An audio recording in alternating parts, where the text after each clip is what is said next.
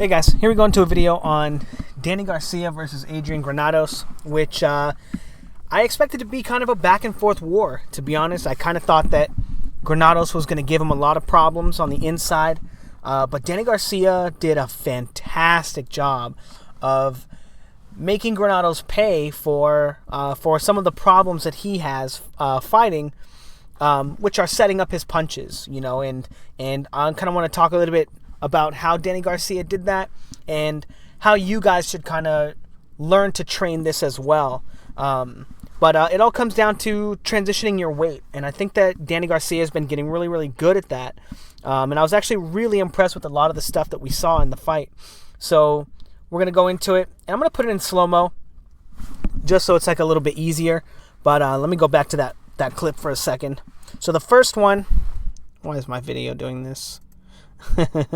So the first one, you notice that he slips the shot, right? He's slipping the shot, and that's dragging his weight from kind of a centered, balanced position back to his back leg, right?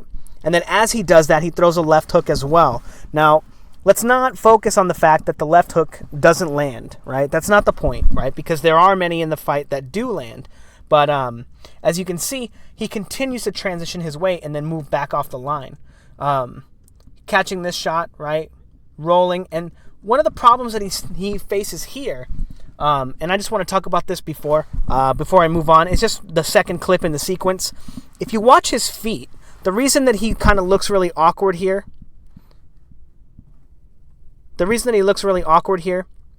is because first he catches, right, puts his weight on his back leg, right, but he stays there, and when the hook comes, he rolls it, but he's not on his toes anywhere, right? So he has to rely on his hips and his legs, and his core only to transition his weight. But notice as he continues to roll, look at his left foot, how his toes are going to touch the ground first, right? That's going to block him from being able to transfer his weight as efficiently as he wants, because he wants to slide all his weight over there.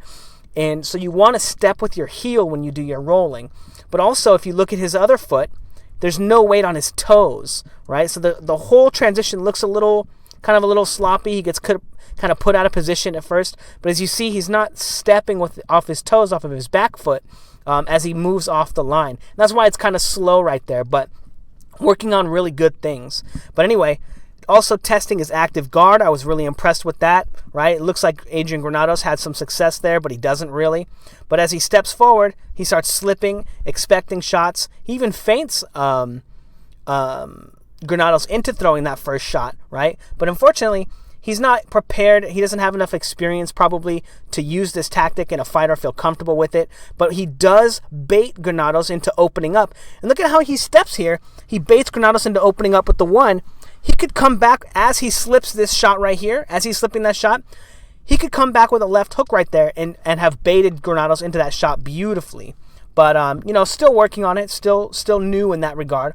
I like this, though. See how he's blocking the body shot and he transfers all his weight to his back leg, right? You'll see where that kind of comes in handy a little later. But again, you see it right here. But he transfers all his weight, and then when he blocks and when he rolls with this shot, he's going to transfer his weight to his back leg and throw a left hook at the same time. And that's how he was able to make Granados kind of not really be into the fight, because Granados, he doesn't set his punches up very well. He doesn't feint a lot, and he just does a lot of committing to his shots. And Danny Garcia was able to take advantage of that, because every time you slip, right? Every time you slip in this scene, especially, every time you slip, there's an opportunity to throw a punch as well, because throwing punches and slipping is the same weight transition, right? And that's going to be an interesting thing for the end of the video if you guys stick around. I'll be talking about why that's so important as well. But again, Granados, even when Granados feints him, right? He feints him right here, feint, right? And then Danny Garcia says, oh, the jab's coming. He slips, brings all his weight to his back leg, right? And then fires a right hand off as he retransitions his weight to a neutral position, right? And that allows him to easily flow from slip to punch, right? And if you can learn to do this in the gym, and I'll have some videos kind of showing why or showing how later in the week, maybe tomorrow. But if you can train that, and then he moves off the line, but if you can train that to learn to transition your weight with every motion that you make. Every time you take a step, every time you slip, every time you throw a punch, you want to transition your weight. And we'll talk about why that's important at the end. But as you see, the right hand comes and he goes to block it. Boom. And he's able to throw this wild haymaker of a right hand. Now let's not focus on the fact that it doesn't land. That doesn't matter. But he sees the shot coming. He transitions his weight to his back leg as he blocks and then comes in with the right hand. But it just allows him to better execute his offense, in which case is actually his defense is counterpunching here, right? That's his layer, is counterpunching. But anyway, moving on. Again, testing out that active guard. He kind of gets pieced up a little bit there, but I like that he's trying it, that he's learning to fight off of the front foot, kind of Canelo style. That kind of gives him kind of a like a poor man's Canelo kind of vibe right now. And if he can keep working on this and get better, he could be just as good as Canelo. Actually, to be honest, I think for his weight division, I think his punches are better than Canelo's. I think he hits harder. He has better punch technique. But again, beautiful work from Danny Garcia here. Slipping this shot, right? Getting onto the outside of Granados and then coming back as he retransitions his weight with a counter punch, right? Now he can do that. With the punch or after the punch as he recenters himself, right? But it's just important to remember that every time you transition your weight, you can throw a punch, and doing a good job getting off the line there, following his hips, right? And moving off the line. Boom. And this is probably one of the best scenes, right? Again, Granados doesn't know how to set his punches up, right? And that's the first thing you need to learn in boxing, right? Is having an active guard and feinting and controlling your opponent, getting them to react to you so you don't commit to the first weight transition, right? And we're going to talk a little bit more about that after this. But as you see, he slips the jab, right? This is exactly Mayweather's pull counter. It's not as fancy looking, right? Because he doesn't have his chin out there like hit me, and then pull counter. But he lands a way better punch, right? Huge punch. And that's because he's transitioning his weight. He's allowing his body to flow, and he's comfortable changing positions in the ring and changing weight transitions in front of his opponent, because he knows what his options are when you transition your weight from one spot to another. But lands a great shot, boom, boom, and then does another one, and then controls him after the shot. Some really great stuff from Danny Garcia. And again, Granados actually does a feint here. This is beautiful too, because Granados actually does a feint here. He does feint him and gets Danny Garcia to move out of position, right? Now, Danny Garcia is not in his neutral position. The amount of offense or defense that he has available to him with all his weight on his left leg is much more limited, right? But instead, he just comes back with some punches of his own, right? And lands, again, another crushing left hook right there.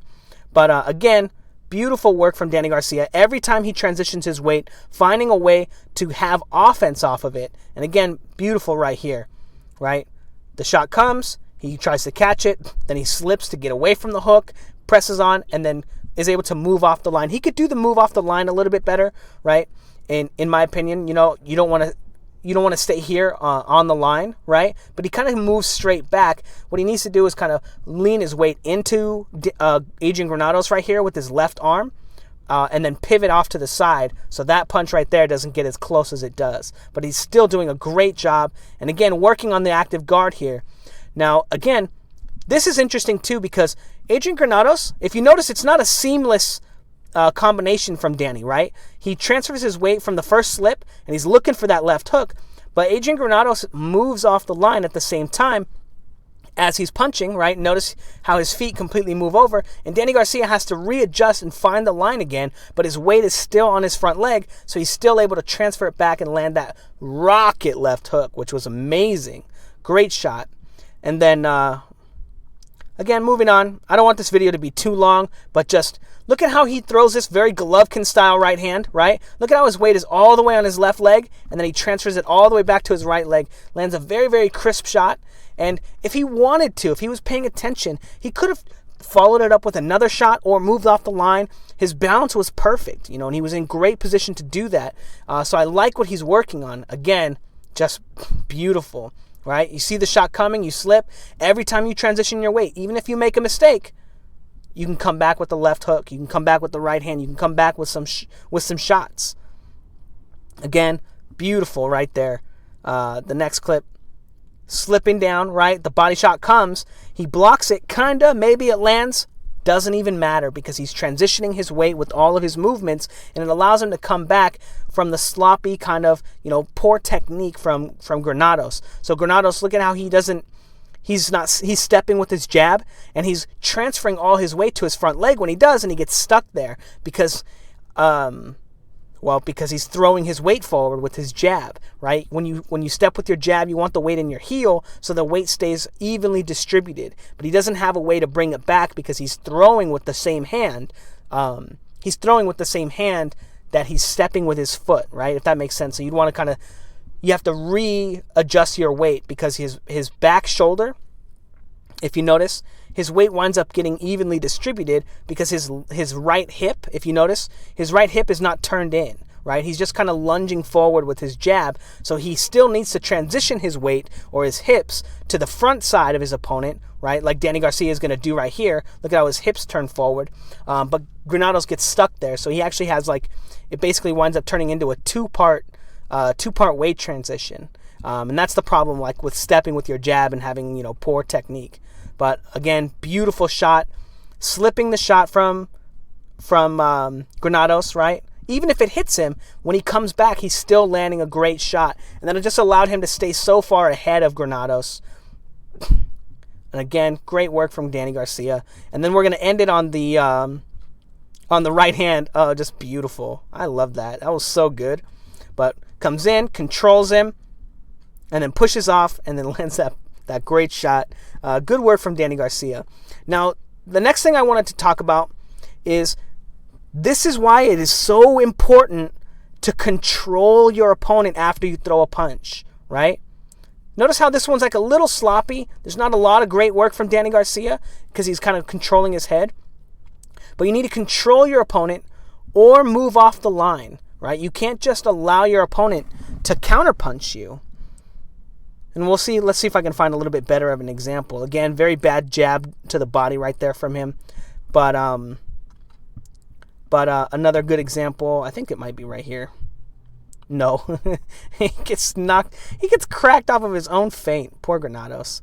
But decent job right there using defensive responsibility. After he commits to a weight transition, he rolls the shot, right? But let's see. No, not Warren's where he's getting punched in the face.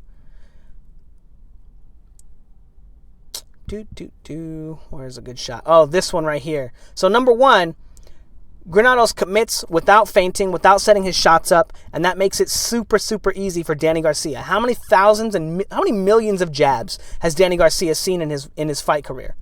So many. So he knows how to slip the jab, right? Granados is not doing his due diligence to set that shot up, right? Landing a punch is the dessert, right? Everything else is the main course, right? That's the work, right? You have to set your shots up in order to land them, especially against a decent fighter. But when he misses this shot, instead of controlling Danny Garcia, if you see his forearm right here, he could just lay his forearm into Danny Garcia and body up with him and prevent this right hand from even landing, right? By closing the distance. Or another scene, right? Landing the two, and then Danny Garcia, see how Danny Garcia controls him with the jab after landing it, right? You can do stuff like that. It doesn't even have to be very, very physically controlling, but you just show him the jab, right? But again, right here, not doing a good job of controlling him, not doing, any work controlling him rather, but that's why it's so important. And on that topic, it's also really interesting because that's exactly what Khan was doing when he got punched in the balls, or, I want to make the joke, punched in the balls, but it was actually punched in the leg. We know it was the leg. We could see the replay. Khan, if you're out there, come on, bro. People paid to see that fight, man. That wasn't even on free TV, bro. I was fucked up. But Khan, after he throws his combinations, he knows the counters are coming, so he looks to control Crawford, right? Sure, sometimes you can get punched in the dick, but most of the time you're not going to get punched in the face, and that's even better, right? So again, Granados here, not controlling Danny Garcia. He should be controlling him, right? Leaning on him so he can't come back with counters. like right here, right after Granados throws that right hand, after Granados throws this right hand here, right, he needs to move off the line or use his forearm here while he's in front of Danny Garcia and lean on Danny Garcia and stop Danny Garcia from using his weight to throw a punch now, right? And that's why you want to control your opponent. You know, I don't like the really like over-exaggerated ones that Khan does where he pulls down his opponent's head, right? You don't have to have it that deep. You just have to put a little bit of weight on your opponent to mess up their weight transition. And that's going to bring us into our final topic, is that if you've noticed anything about these fights, right? Landing the right hand, does a little control, lands a great left hook, doesn't control after the left hook, right? So he eats a right hand. But if you notice, everything about this video has been discussing weight transitions. And that's kind of like the final layer of this video. So the first layer is that every weight transition you use, you can either slip a punch or land a punch. Then after your weight transitions, you want to control your opponent to block their weight transitions. You don't want your opponent to be able to transition their weight and land punches on you, or transition their weight and get out of the way of your next punch, right? There are a lot of things that controlling your opponent's weight distribution is going to do simply by leaning on them, putting your forearm on them, right? Because you don't train to throw punches with somebody leaning on you. You don't train to pivot with someone leaning on you. You don't train like that. I mean, if you get enough sparring and you have enough good guys that are not just going to kill you when they see openings, you can get the work you need. But that brings me to the final point, is that everything in boxing is based off of your ability to transfer your weight. That is the most fundamentally important part of all of boxing. Now, this is the part where people who think that they're like professional, like, you know, fitness trainers or this and that, they're going to disagree, right? But if you learn to transition your weight with drills, you can be as good as any fighter in boxing. You don't have to be a gifted athlete. All it is learning to transition your weight and learning the correct way, right? When you transition your weight from your back leg to your front leg, all the weight goes in your heel, right? Practice. When you transition your weight from your front leg to your back leg, all your weight goes into your back heel, right? And then you're on your toes on the front foot. And it's always kind of this like kind of interesting T style with your feet. They're going to kind of make a T, and then one leg is going to be down and one leg is going to be up, you know. And I have some videos on my channel demonstrating some of this stuff, but I'll actually be coming out with some videos eventually soon. I have some really, really big things planned. It's going to be probably like another month or two before we really get it going. But I have a lot of really exciting things. And all I want to make sure you guys know, or all I want for you guys to do, is to make sure that you practice your weight transition. It's the most important part of boxing, you guys. Being able to be fluid, being strong in your hips, being strong in your core, being strong in your glutes, in your legs, because that is going to stop you from getting tired in fights, is not having to use the extra muscles to drag your body somewhere when you can simply transition your weight and kind of hop there, you know, and move, boom, boom, boom, right? And make it really simple, make it really easy. But notice, and the most important part also is once you start getting good at this part, once you start understanding this, stuff like this becomes super easy. You just understand, he threw a right hand. His weight transfer is on his left side. All his weight is on his left side. He's not going to be throwing a right hand right now. He can only throw a left, so it makes defense so much easier. It makes counterpunching so much easier. If you train this way to learn to understand weight transitions when you throw shots, you'll understand when you're in danger and when you're not, because you'll understand what punches your opponent can throw and when they can throw them, when they're coming. And you'll be able to see everything. You'll be like a hawk, and you'll just be like, man, this is the easiest I've ever trained or I've ever fought. And there are a lot of two-partner drills that you can do to work on this stuff as well. And again, I have a lot of really exciting things coming up, and I'll be able to kind of show you guys some of those really interesting drills. But anyway, let me know what you guys think in the comments below. Don't forget to like, comment, and subscribe.